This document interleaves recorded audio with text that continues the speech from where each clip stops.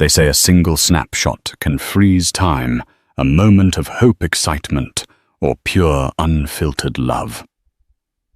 For Cassandra Harrington, that snapshot was her unborn child's very first ultrasound. For Alexander Montclair, it was nothing more than an inconvenient photo on his phone. When he deleted it, he did more than clear up space. He shattered her trust and rattled the foundation of their opulent life. Yet in a twist that would make even the wealthiest tremble, Cassandra's retribution came swiftly if their child's image wasn't worth keeping. Then Alexander's name wasn't worth inheriting. And so began their war of hearts and fortunes. Alexander Montclair grew up surrounded by the mild hum of private jets and the gleam of crystal chandeliers. The Montclair family's legacy dated back to the late 19th century, rumored to have begun with an audacious railroad investment that put them on the map. Now the Montclairs presided over a fortune of staggering proportions tucked away in a labyrinth of trusts, offshore accounts, and philanthropic foundations. As a child, Alexander, often called Xander, ran through the halls of the Montclair mansion in upstate New York, chasing imaginary foes with a wooden sword. His mother, Elizabeth Montclair, was a renowned socialite who chaired charity galas at the Guggenheim and rubbed shoulders with the likes of the Rockefeller clan.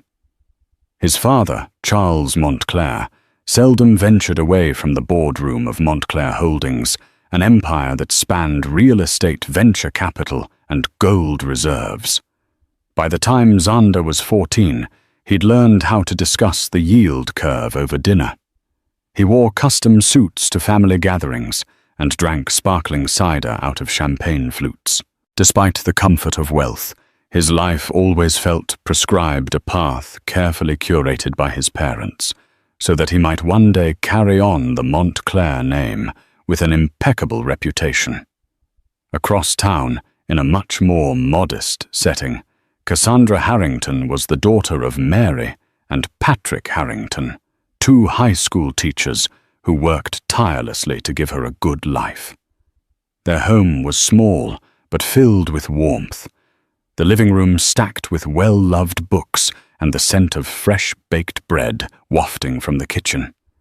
Cassie, as she was known, was never spoiled with luxuries, but she was spoiled with love. When she did well in school, her parents framed her report cards. Every achievement, no matter how small, was celebrated with a homemade cake or a family dinner. Early on, Cassandra realized that knowledge could take her places that money alone could not. She applied herself relentlessly, winning science fairs, debate contests, and writing competitions. By the end of high school, she had set her sights on an Ivy League education, dreaming that one day she would become the first in her family to hold a doctorate. Their paths crossed for the first time at a summer internship program in Manhattan, a highly competitive spot at a financial consultancy called Sterling and Hyde. The program was geared toward future leaders, carefully selecting a handful of exceptional students from the country's top universities. Xander, of course, had been steered there by family connections. Cassie had gotten in on pure merit. The first day they arrived at the glass tower on Fifth Avenue with vastly different mindsets, Xander saw it as a stepping stone he was required to take another bullet point on a polished resume he'd inherited from his father's machinations. Cassie, however, saw it as a once-in-a-lifetime opportunity that could catapult her into the realm of finance and philanthropy. They were paired for a marketing research project, an assignment to analyze the social impact investing landscape in emerging markets. It was meant to be a dull, yet vital exercise sift through volumes of data, produce a professional deck, and present it to a panel of executives. But as they worked late nights in the office's 23rd floor corner, counting global investment returns and forging hypothetical strategies, they connected. Something in Cassie's grounded warmth drew out the boyish sincerity in Xander. And behind Xander's polished facade, Cassie could sense a loneliness that reminded her of her own insecurities. One evening after they'd stayed in the conference room well past sunset, Cassie asked, "What are you most afraid of?" Xander had looked up from the spreadsheets. "Not living up to everything my parents expect," he said softly. She nodded, surprised by his candor. "I'm afraid of failing. I can't let my parents' sacrifices go to waste." They shared a smile, an unspoken vow that they would both strive to break free from the chains of expectation, albeit in different ways. That night, as Cassie left the building, she realized she found Xander far more intriguing than she wanted to admit. Despite the differences in their upbringing, Xander and Cassie's camaraderie flourished. In the weeks that followed, they took breaks from their monotonous research to grab coffee at an Italian cafe around the corner, where Cassie insisted on paying her own way. Xander would tease, "You know, in my world, letting me pay is considered polite." She'd respond with a grin, "Not in mine. In my world, we share." If there was a single moment that sealed their fate, it might have been the night they pitched their findings to a panel of stern-faced executives at Sterling and Hyde. Cassie led the presentation with undeniable confidence, her voice steady and her logic sharp. Xander supported her with poised remarks, weaving in personal anecdotes about philanthropic efforts he'd seen his parents undertake. When the presentation ended, they received a standing ovation, something virtually unheard of for interns. Their supervisor, Ronald Friedman, a hard-nosed consultant who rarely doled out praise, pulled them aside. "Excellent work, both of you," he said. "I wouldn't be surprised if you two end up working here full-time. Keep your phones on after graduation. We'll be calling." The after-party spilled into a local bar in Midtown, a place with neon lights and lively music. Cassie and Xander found a quiet booth in the corner to talk. She told him about her dream to create a scholarship fund for underprivileged students in her hometown, the sort of thing that would allow people with her background to reach places they could only imagine. He told her about how hollow he sometimes felt, living in the shadow of his family's success. Sometimes he admitted swirling the ice in his drink. "I'm not sure if I'm making the choices, or if they're already made for me." Cassie reached across the table and put a hand over his. "You can take control of your own life. It's scary.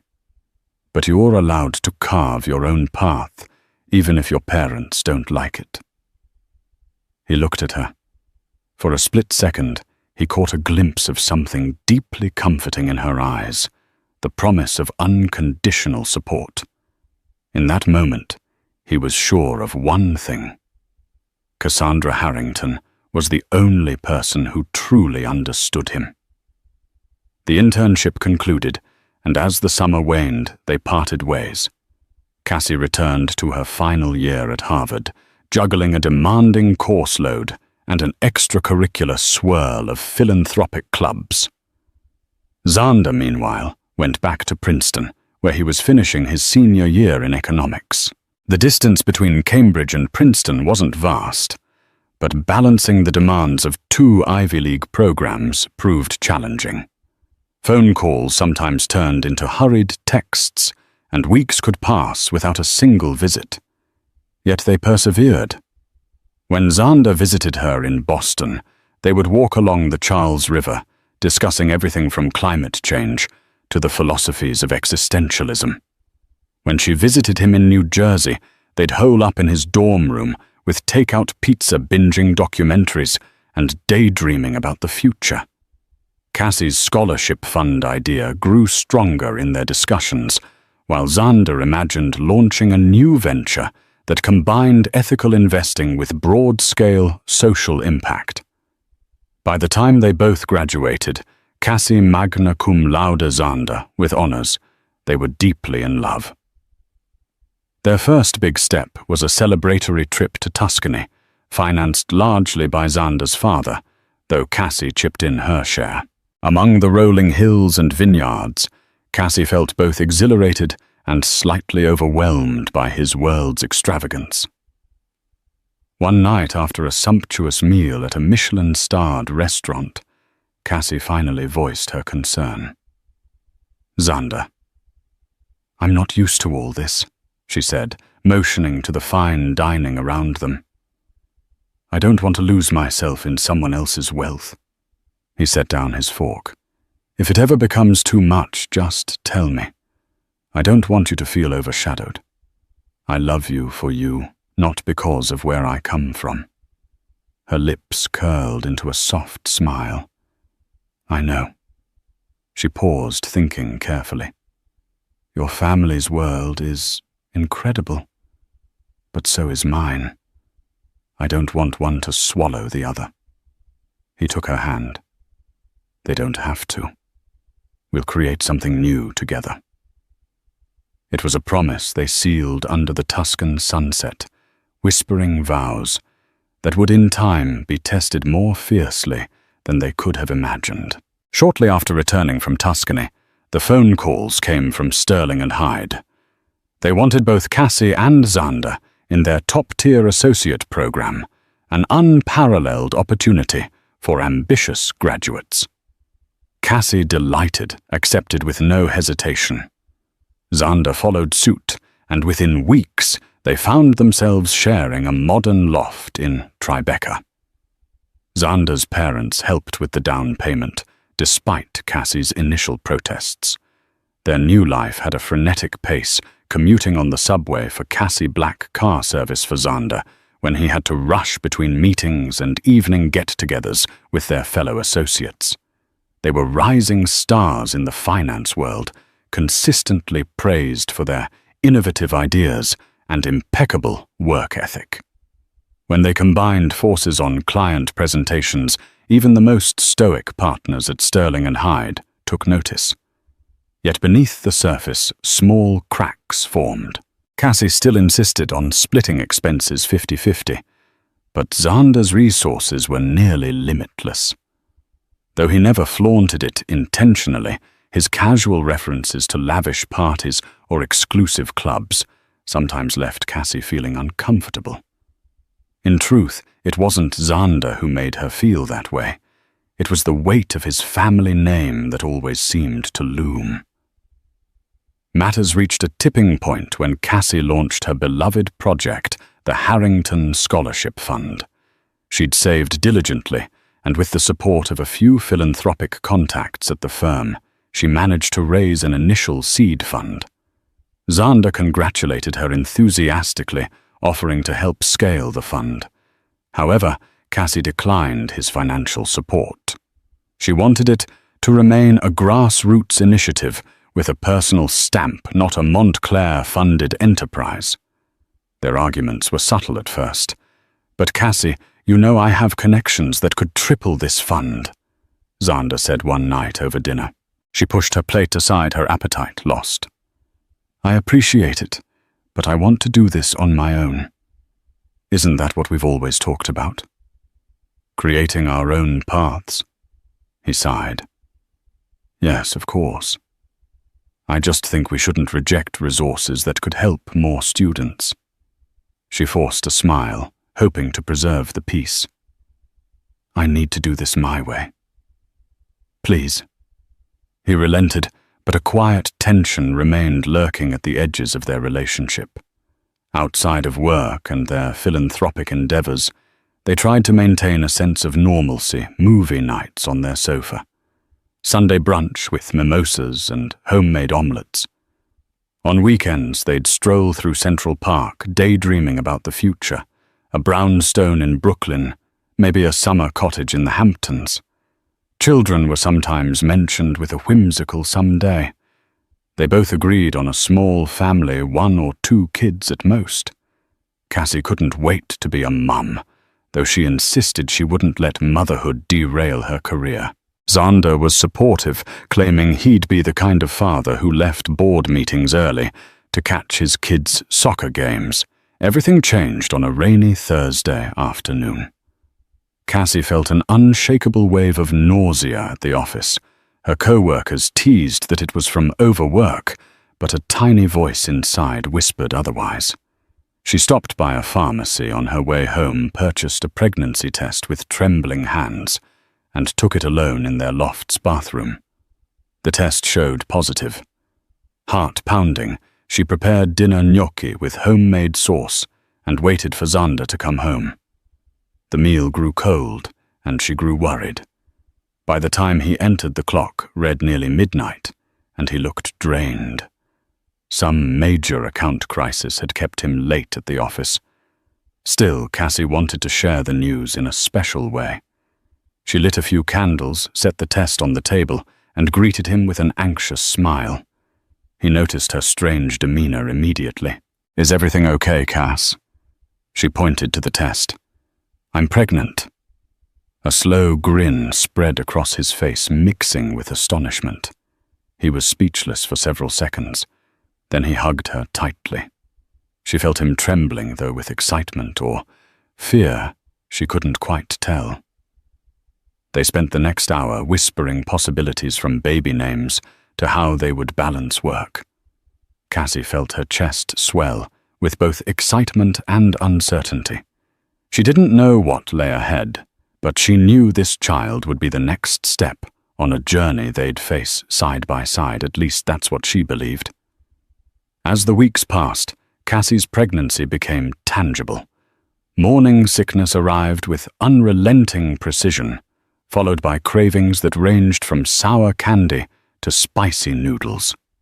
Xander was attentive, rushing home from work with ginger tea or warm blankets, determined to be the ideal partner. Yet the swirl of their professional lives made it difficult to find a steady rhythm. Their first ultrasound appointment was a milestone. They booked it at Mount Sinai Hospital, paying extra for a private consultation. In that dimly lit exam room, Cassie held Xander's hand, heart pounding as the sonographer slowly revealed a small, flickering heartbeat on the screen. The sound of that rapid thump, thump, thump brought tears to Cassie's eyes. Xander leaned in, pressing his forehead against hers in a rare display of raw vulnerability. The technician printed out a few stills of the ultrasound. Xander immediately pulled out his phone and snapped pictures of the images beaming. They left the hospital that day, feeling closer than ever, each armed with a digital keepsake of their growing child. Back at work, though, life continued at a relentless pace. Cassie's energy dwindled as her pregnancy progressed, but she refused to slow down. She didn't want to be perceived as weak or less committed. A major project landed on her desk, one that demanded late nights and weekend hours. Xander faced a similar onslaught of responsibilities, and they were often ships passing in the night. Then came the Montclair family pressure. Elizabeth Montclair insisted they join her for a gala at the Plaza, an event co-sponsored by the Bill and Melinda Gates Foundation. Cassie, now visibly pregnant, felt scrutinized by the upper echelons of New York society. One might think a Montclair expecting a child would be cause for grand celebration, but Elizabeth merely gave polite smiles and obligatory congratulations. It was clear she was more concerned about how to spin the pregnancy for social advantage than focusing on Cassie's well-being. After the gala, Elizabeth cornered Cassie in a hallway. "Have you considered finishing work early? You'll need time to prepare for the baby." Cassie stiffened. "I plan to work as long as I can. I have big projects in progress." Elizabeth patted Cassie's shoulder as if consoling a naive child. "Just remember what's most important, the Montclair legacy. We'll have to see about establishing a trust for the baby soon." Cassie forced a polite smile. The idea of her child being viewed as the next Montclair heir turned her stomach. She left the gala with an uneasy feeling, noticing Xander distracted by endless small talk with wealthy donors and socialites. When she tried to discuss her discomfort that night, he shrugged it off. "It's just how my mother is," he said, slipping off his tuxedo jacket.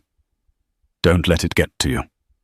"That's easy for you to say," Cassie muttered, retreating to bed.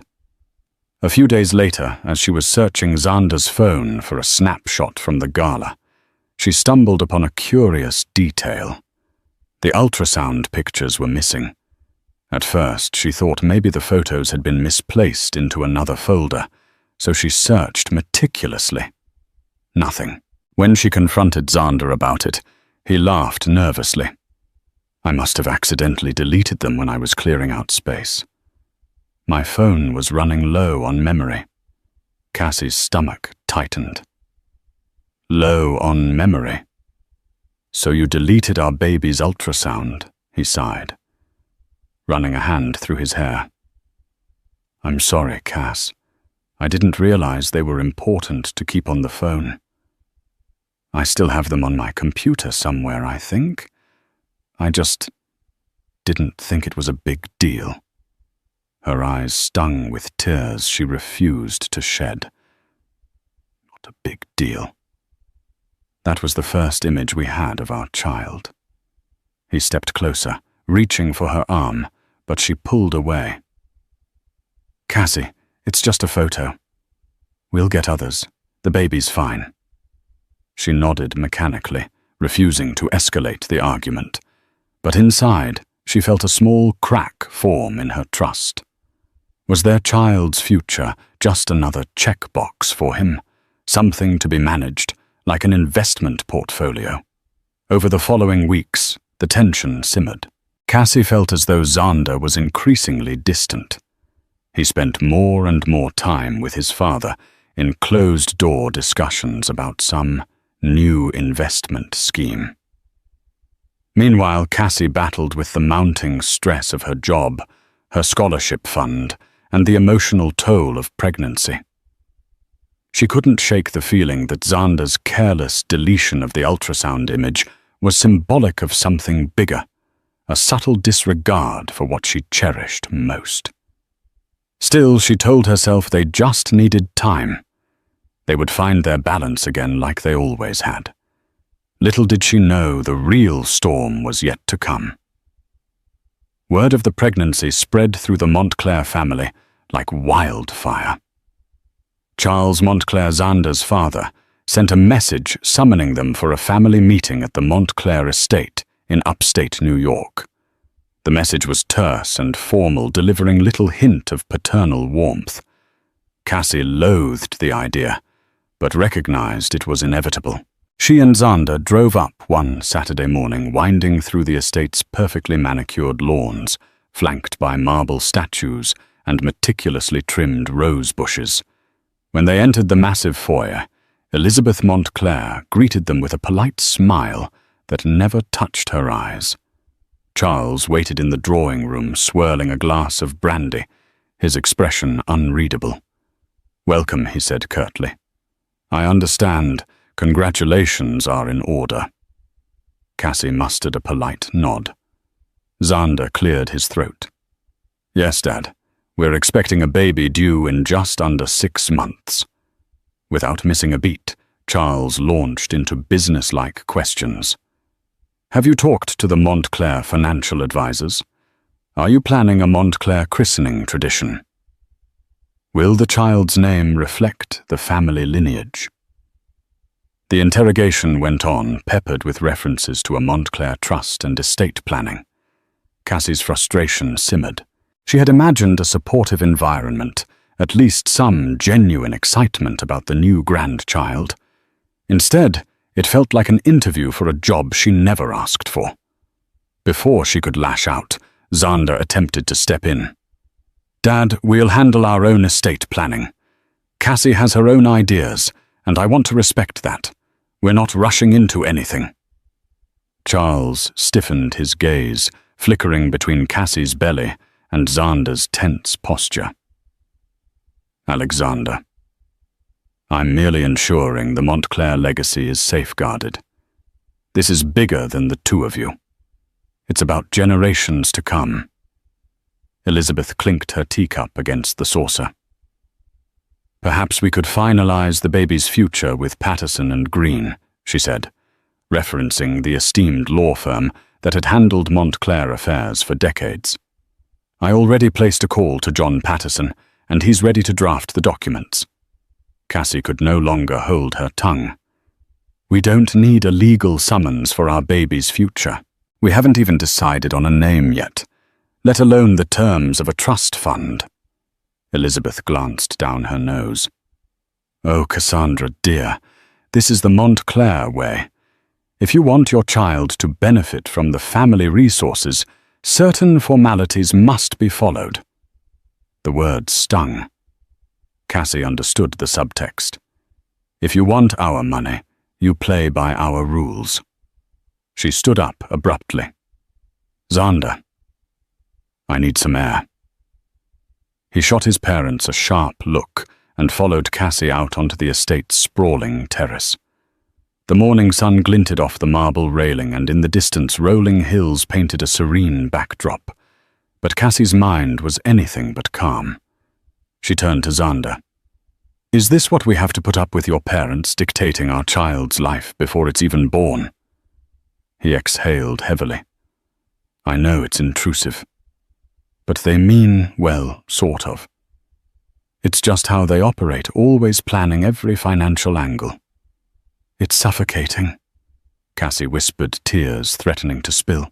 I feel like our child is becoming a pawn. Xander placed a hand on her shoulder. Cassie, trust me. We're in this together. I'll talk to them. Make them back off. I promise. Before they could continue, Charles stepped onto the terrace, brandy in hand. Son, we have more to discuss regarding the Montclair investment strategy for this year. Xander gave Cassie a weary look. Give me a minute. He squeezed her hand and followed his father back inside. Cassie took several deep breaths, trying to quell the sense of dread that gnawed at her. She had never felt more out of place, more like an outsider. This was Xander's world, a gilded core with obligations and expectations that reached far beyond love or partnership. She gazed at the manicured grounds, the opulence that once seemed so alluring. Now it felt like a trap. The Montclairs saw everything through the lens of legacy and inheritance. Cassie wanted a home built on love, mutual respect, and shared dreams, not strict financial frameworks. When Xander returned, he took her arm. We're leaving. They slipped out of the house with only a terse goodbye. In the car, Xander seemed distant, his brow furrowed in thought. Cassie ventured cautiously. You okay? He nodded stiffly.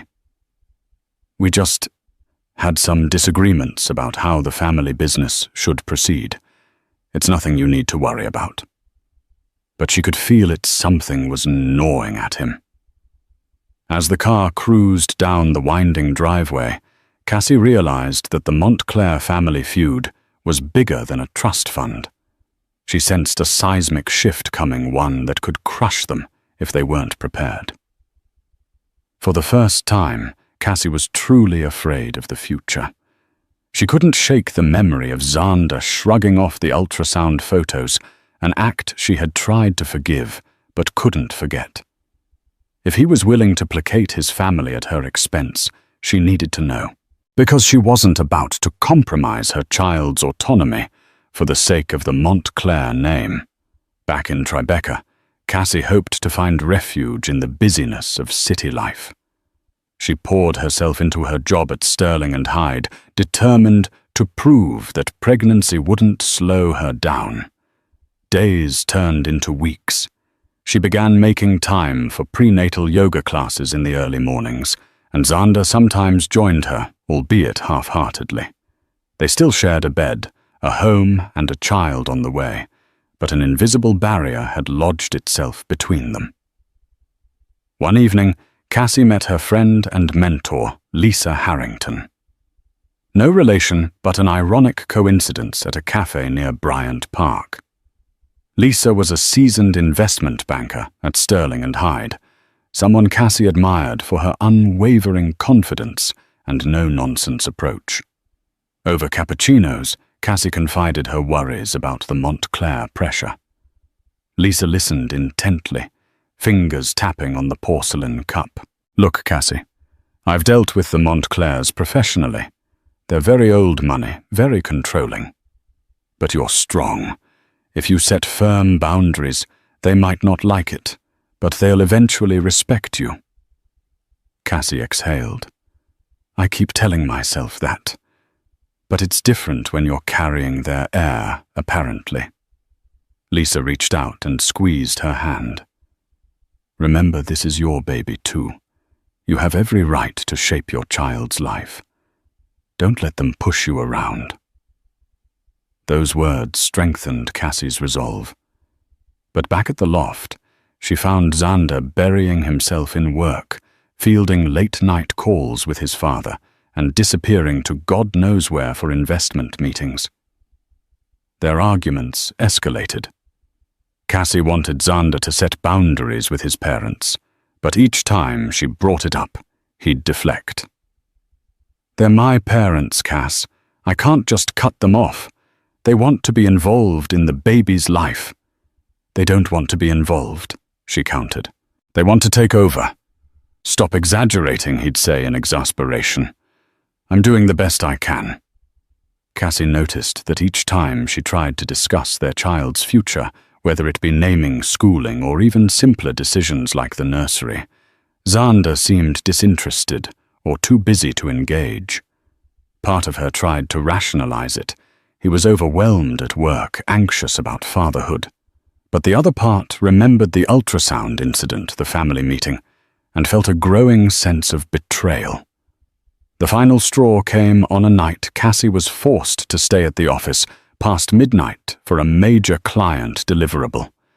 Exhausted and swollen with pregnancy fatigue, she returned to the loft to find Xander's phone buzzing non-stop on the kitchen counter. He was nowhere in sight. She glanced at the screen, multiple missed calls and messages from Dad. A sinking feeling hit her gut. She had a fleeting thought. Is he with his father this late? She tried calling Xander, but he didn't answer. She left him a text, no response. By 2 a.m., he still wasn't home. Cassie cradled her belly on the couch, her mind racing with worst-case scenarios. When Xander finally stumbled in at 3 a.m. disheveled and reeking of whiskey, Cassie leapt from the couch. "Where were you?" He blinked, confusion washing over his face. "With my father," he mumbled. "We had a disagreement. I needed a drink to calm down." Cassie's voice was shaky with anger. "You think it's okay to disappear on me all night? I'm pregnant, and you're out drinking." He rubbed his temples. "Cass, I'm sorry. Everything's a mess right now. My father wants me to take on a bigger role at Montclair Holdings. He's ready to expand in Asia. If I don't comply, he'll cut funding for half my projects, including my philanthropic ventures." She could hardly believe her ears. "Are you telling me you've been making side deals with your father behind my back?" He stared at the floor, an admission of guilt etched onto his face. Tears pooled in Cassie's eyes. "I've been begging you for weeks to stand up for us, for our child, and you've been negotiating for your own gain." He reached for her. "No, it's not like that. I thought if I could keep him happy, it would make things easier for us in the long run." She pulled away, pressing a palm to her belly. "Have you even considered what I want, or what our baby might want someday? Because you sure didn't consider it when you deleted our ultrasound." That remark hit him like a slap. "It was just a photo, Cass." She shook her head. anger flush in her cheeks. It was the first glimpse of our child. I'm starting to realize that you don't understand how much that meant to me. He opened his mouth to speak, but she cut him off. I need some space, Xander. I can't keep fighting on two fronts, your family and you. Please go sleep in the guest room tonight. He looked wounded, but he nodded, staggering off without protest. Cassie collapsed onto the couch, tears streaming silently, her hand protectively over her belly. She felt something shift within her, a cold certainty that if Xander was more loyal to the Montclair Empire than to their unborn child, she would have to take drastic measures to protect herself and her baby. Weeks passed, and Cassie drifted in a state of emotional numbness. She avoided deeper conversations with Xander, focusing on her health and planning for the baby's arrival. She consulted with her own lawyer, an old family friend, just to understand her rights in case the Montclairs tried to force her hand. Xander, for his part, seemed consumed with turmoil. He oscillated between desperate attempts at reconciliation, flowers, thoughtful dinners, gentle apologies, and vanishing acts in which he'd disappear to Montclair business meetings, or drown himself in spreadsheets at Sterling and Hyde. A turning point came when Cassie received a phone call from John Patterson of Patterson and Green, the Montclair family attorney. He wanted to schedule an appointment to discuss the baby's financial security. Cassie clenched her teeth and declined. If Xander wants me to talk to you, he can call me himself, she said, before hanging up. That same evening, she discovered a set of legal documents on the kitchen table. Xander was out. The top page read, Montclair Family Trust Amendments and Addenda. Curiosity and dread warred in her chest. She flipped through scanning lines about inheritance structures, controlling shares, vesting schedules for the baby upon turning 18. It all reeked of control. Then she noticed a section specifying certain paternal rights for Xander that in her reading seemed to overshadow her parental decisions. Her hands trembled. This was no simple trust. It was a framework that would effectively give the Montclairs final say in major aspects of their child's upbringing. Cassie's name appeared almost as an afterthought, a mere footnote to be consulted. Her heart pounded in her ears. She felt betrayed and alone. Slamming the documents shut, she called Lisa Harrington, her mentor, who rushed over to find Cassie, pale tears streaking her cheeks. "What the hell is this?" Cassie asked, pointing to the papers. Lisa read through them, her mouth tightening in anger. "It's exactly what it looks like. They want to ensure that no matter what happens, the baby is a Montclair with the Montclair fortune, the Montclair name, and Montclair rules." "That's not going to happen," Cassie said, voice trembling but resolute. "I won't let them." Lisa glanced around. "Where's Xander?" "Probably out planning more expansions." Cassie spat the bitterness raw on her tongue. 2 hours later, Xander stumbled into the apartment looking worn and contrite.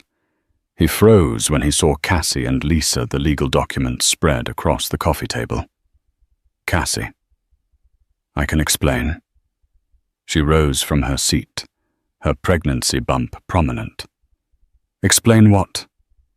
"That you've been working with your father to secure your paternal rights through a legal trust without even talking to me." He swallowed hard. "I was going to tell you. It's just complicated." "Not complicated," Cassie hissed. "It's betrayal." She showed him a page. "This states the Montclair Board of Trustees can intervene in educational and medical decisions if they deem me unfit." "Are you insane?" Xander looked horrified. This must be my father's addition. I didn't agree to this clause." Cassie shook her head, tears glistening. "You didn't stop it either." Lisa shot Xander a furious glance. You have no idea how badly you've messed up Montclair. He pleaded with Cassie. Let's talk about this privately. Lisa, could you give us a minute? Cassie asked quietly. Her mentor nodded, giving Xander one last glare before stepping out. Alone with Xander. Cassie unleashed weeks of pent-up anguish. I've been trying so hard to trust you. But every time I turn around, you're caving to your family. Our child isn't even born yet, and they're already treating it like an asset. Xander's voice wobbled. Cassie, I love you. I love this baby. I was trying to manage things so my father wouldn't cut us off from Montclair resources. I thought it would be easier if we just played along. She stared at him in disbelief. Did you really think your father's money was more important to me than our autonomy? I don't want your family's fortune if it means losing control of our lives. He bowed his head. I made a mistake. 1,000 mistakes. Please let me fix this. Cassie folded her arms over her chest. That's what you said after you deleted our ultrasound. You never did fix that either. Xander reached for her hand, but she jerked away. I'm sorry, he whispered. I'll make it right. I'll tear up the documents, confront my father. Whatever it takes. She searched his eyes for the sincerity she once knew. Words mean nothing now. Do it. Show me you can be the man I fell in love with, the one who wants this baby, for the right reasons, not just to appease your father. He nodded, tears brimming. I will, he said softly. I promise. That night, Cassie moved into the guest room, shutting the door behind her. She felt a sense of quiet desolation, as though the once bright tapestry of their love had been ripped apart thread by thread. Even so, part of her still hoped that Xander would stand up to his family, that he would choose her and their child over money and ambition. Cassie's due date loomed just a few weeks away. She was heavy with child, and heavier with dread. Xander assured her that he'd cancelled the trust amendments, that he'd confronted his father about the intrusive legal overreach. Yet a nagging voice told her something still wasn't right. She had discovered texts in Xander's phone. This time she wasn't snooping. They appeared in a notification banner when she picked up his phone by mistake. They were from Charles Montclair, referencing new arrangements for the baby. Cassie felt her chest tighten. She didn't confront Xander immediately. She wanted to see if he'd come clean on his own. But he didn't. Instead, he grew more distant. Meetings stretched longer nights away from home became more frequent. Cassie's baby bump was now unmistakably large, making even simple tasks challenging. She felt alone, as though Xander was slipping away, lost in a tangle of Montclair obligations. One afternoon, Cassie decided to pay an unannounced visit to Patterson and Green. If there were new arrangements being made, she wanted to see them firsthand. She explained her situation to a sympathetic receptionist who insisted she wait for John Patterson to return. He was out for a late lunch, apparently with Charles Montclair. Taking a leap, Cassie walked to the nearby restaurant on a hunch. She found Patterson and Charles seated at a corner table deep in conversation.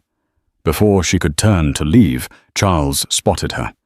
He stood, beckoning her over. Cassandra, he said in that clipped tone, join us. Heart pounding, she approached the table. John Patterson offered a polite nod. Charles gestured for her to sit. We were just discussing a new angle to ensure the Montclair holdings remain secure for future generations. Her stomach churned.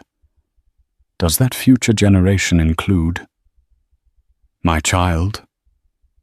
Charles met her gaze evenly. The Montclair bloodline is paramount. She felt a surge of anger. I wasn't aware we were continuing trust negotiations. Xander told me he stopped all of this. Charles smirked. Alexander is conflicted, but he understands the necessity. I presumed he would have informed you by now. Cassie's blood ran cold. Informed me of what John Patterson cleared his throat. Mr. Montclair wants to set up an irrevocable trust for the baby with certain stipulations that Cassie stood so abruptly her chair nearly toppled over. Stipulations that what? Override my parental rights. Charles merely shrugged, swirling the remnants of his drink. The Montclair name carries obligations. It's unfortunate you have trouble understanding that. She couldn't breathe. She felt the baby shift inside her, a stark reminder of the life she was protecting. Casting one last glare at Charles, she turned and walked out of the restaurant, tears streaming. That night, Xander came home. To find Cassie sitting calmly in the living room, the lights low. She looked up at him with a heart-breakingly steady gaze. "I know," she said simply. He blanched. "Know what I saw your father and Patterson today?" She gestured to a folder on the coffee table. "They have new documents. Another trust with terms you haven't even mentioned to me." He buried his face in his hands. "Cass, I'm sorry. I tried to fight him, but he said if I don't go along, he'll revoke every part of my inheritance. He'll sabotage my position at Sterling and Hyde. You have no idea how far he can go." She swallowed, tears forming. "So you chose your inheritance over our child's freedom. Over me." He rushed forward, grasping her hands. "No, that's not it. I was trying to protect us. My father could ruin us financially. I thought we could sign something minimal just so he'd back off." "Minimal?" She choked out a humorless laugh. "You're still letting him make decisions about our baby. This child is a person, Xander, not a Montclair asset."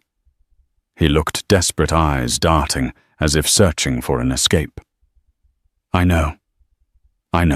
I made a mess. But Cassie, please, just a few more months after the baby is born, we can renegotiate." She jerked away from him, arms wrapping protectively around her belly. "I'm done being your negotiation chip. You don't get it, Xander.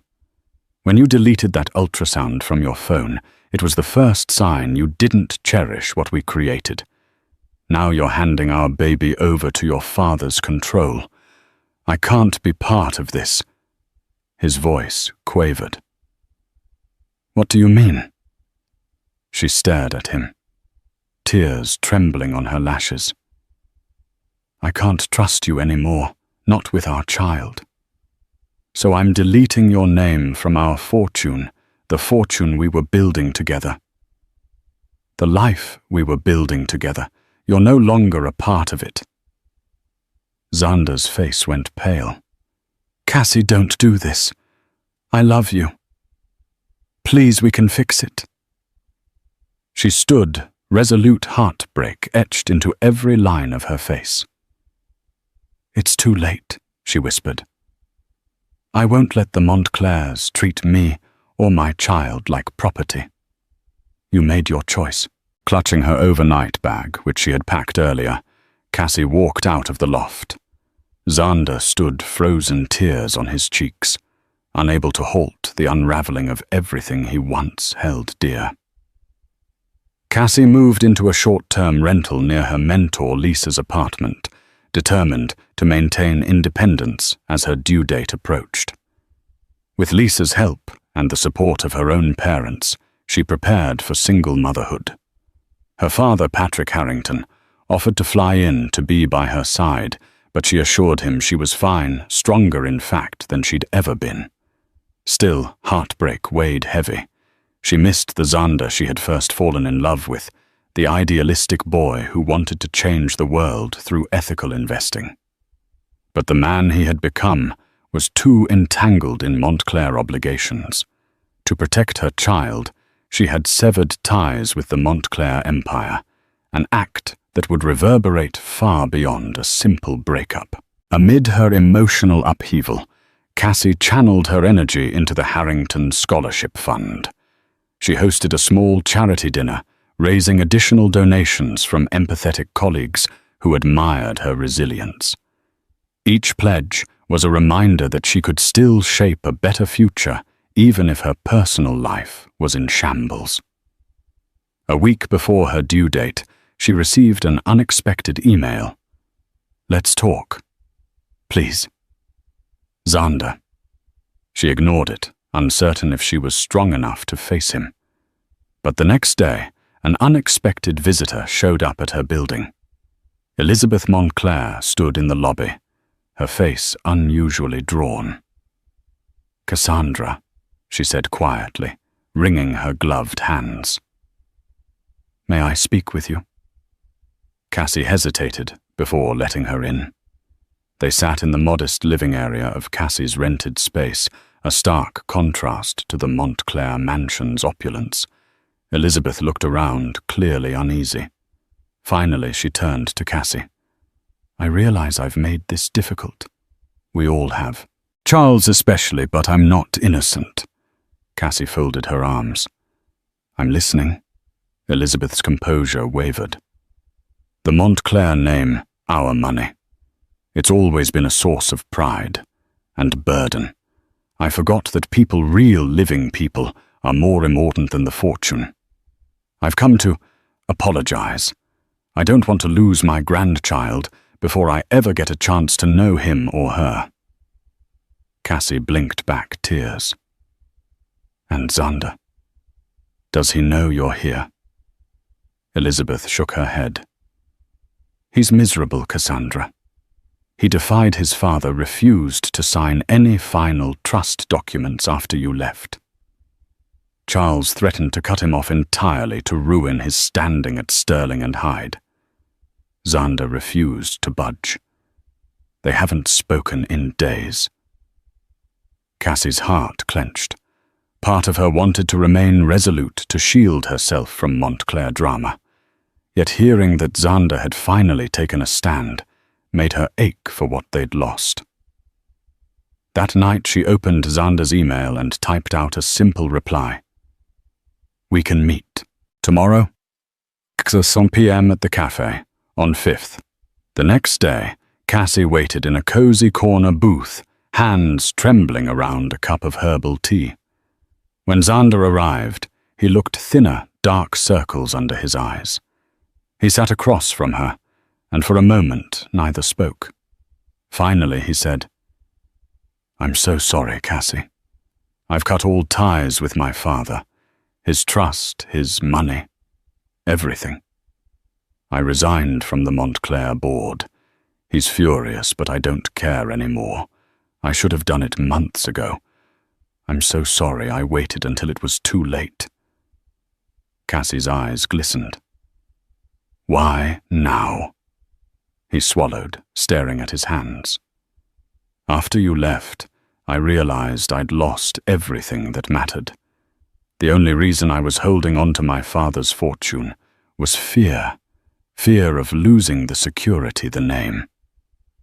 But none of that is worth losing you, or our baby." Her voice trembled.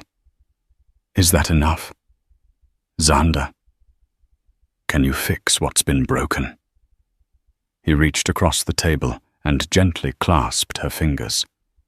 "I'll spend the rest of my life trying. I understand if you can't forgive me, but I had to tell you that I'm not the same man who deleted that ultrasound. I want to start over if you'll let me. We don't need the Montclair money. We never did." Tears rolled down Cassie's cheeks. Part of her was furious at him for putting her through this torment, but another part still loved him fiercely. "I'm not promising anything," she whispered. "But thank you for standing up to your father. For our baby." They talked until the cafe closed, words tumbling over regrets and confessions, heartbreak and hope. By the end, they agreed to move slowly to see if trust could be rebuilt in the face of so much damage. A week later, Cassie went into labor.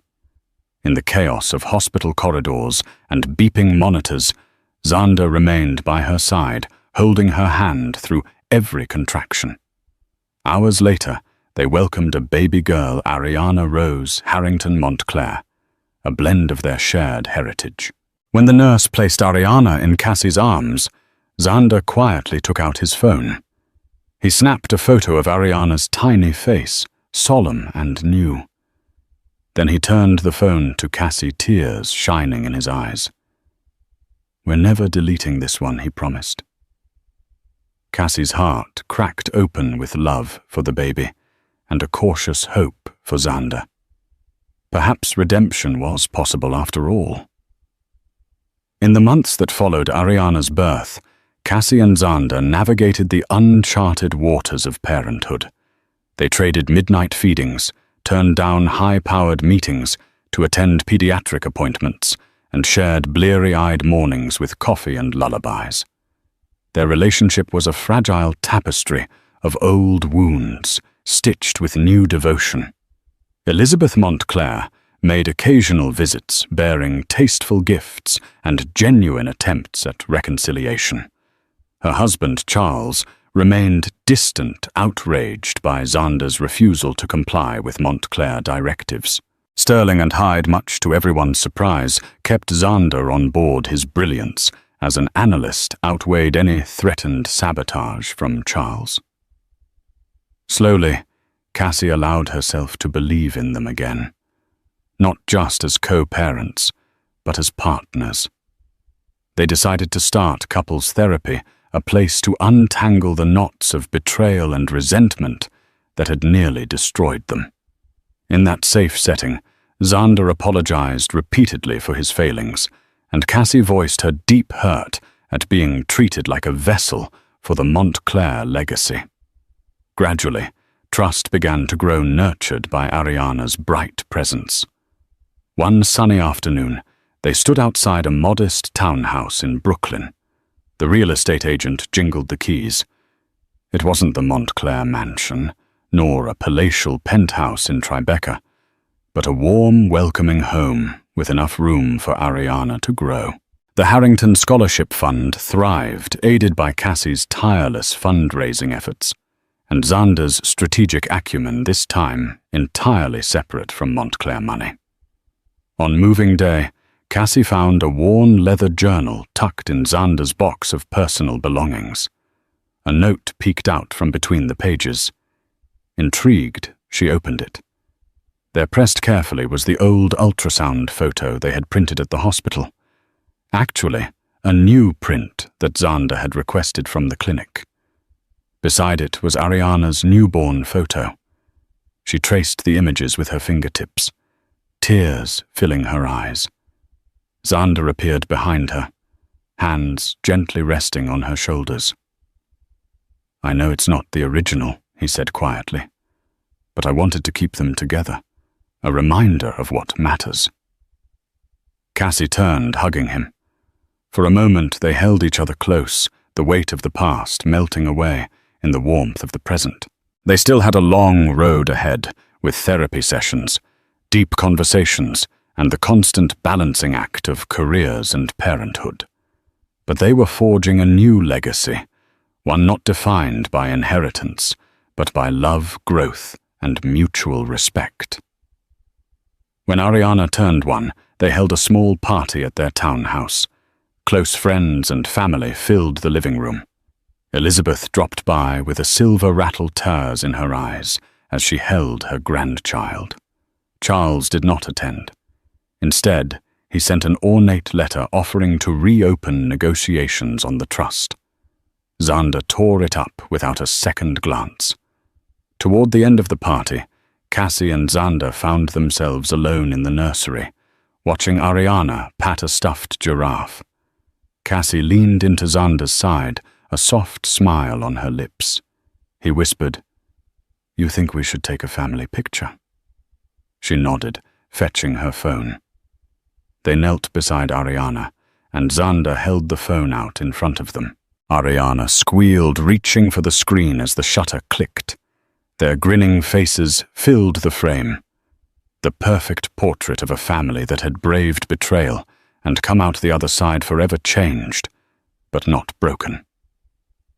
True to his word, Xander never deleted a single photo of his daughter.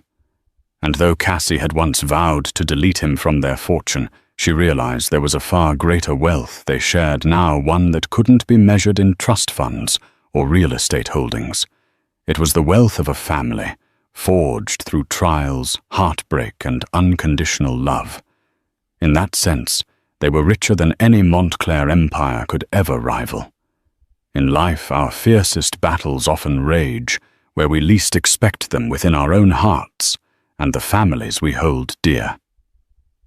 Cassandra and Xander's journey reminds us that trust, once broken, can be painstakingly rebuilt if two people are willing to fight for it. Despite wealth, power, and the weight of family expectations, their greatest fortune lay in choosing each other, and choosing love over legacy. If you've been moved by this story of redemption and resilience, help us share its lessons with others. Like this video, subscribe to the channel, and share it with anyone who needs a reminder that hope can triumph even when everything seems lost. Your support helps us create more heartfelt tales and life-changing narratives. Together, let's continue exploring stories of courage, heartbreak, and the transformative power of love. Thank you for watching and believing in second chances.